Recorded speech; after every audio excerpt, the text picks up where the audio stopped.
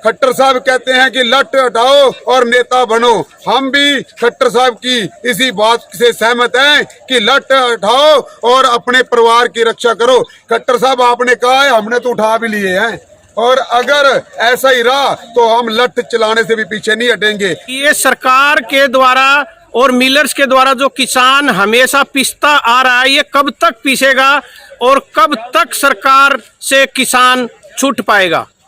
जब तक ये सरकार अपनी गंदी राजनीति करेगी, किसान पिसता रहेगा। किसान और सेलर वाले की लड़ाई होती है तो नुकसान किसान का होता है। खट्टर साहब ने कहा खरीद शुरू करेंगे, तो सेलर वालों को कह दिया हड़ताल कर दो। सेलर वालों की हड़ताल खत्म होगी तो कह देंगे आड़तियों को हड़ताल कर दो। आड़तियों की हड़ताल खत्म होगी तो कह देंगे मजदूरों की हड़ताल करवा दो। इन सभी के चक्करों में किसान पिस रहा है। इस देश हिंदुस्तान के 80% किसान हैं जो खेती कर रहे हैं, और जो 20% पूंजीपति हैं उनका हम घर चला रहे हैं, उनके बैंक बैलेंस हम भर रहे हैं, और हमारी जो खून पसीने की कमाई है ये 20% खा रहे हैं। कब तक हम इनका जुल्म सहन करेंगे? अब किसानों ने भी लट उठा ली है। खट्टर साहब कहते हैं कि लट हटाओ और नेता बनो। हम भी खट्टर साहब की इसी बात से सहमत हैं कि लट हटाओ और अपने परिवार की रक्षा करो।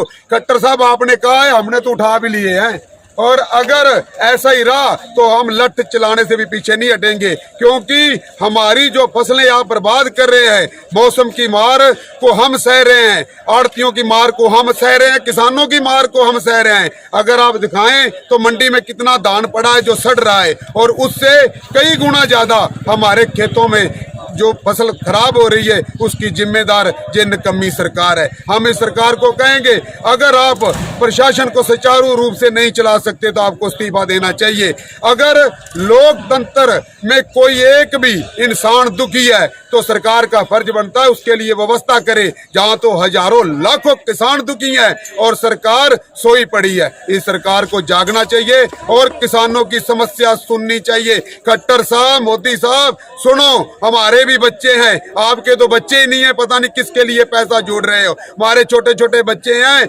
जिनके हमें पेट पालने हैं, और ये फसल ही हमारा एक ऐसा साधन है जिससे हम अपने बच्चों का पेट पाल सकते हैं, और हमारे पास कोई सेलर नहीं है, कोई कारखाना नहीं है जिससे हम अपने बच्चों का जीवन यापन कर सकें।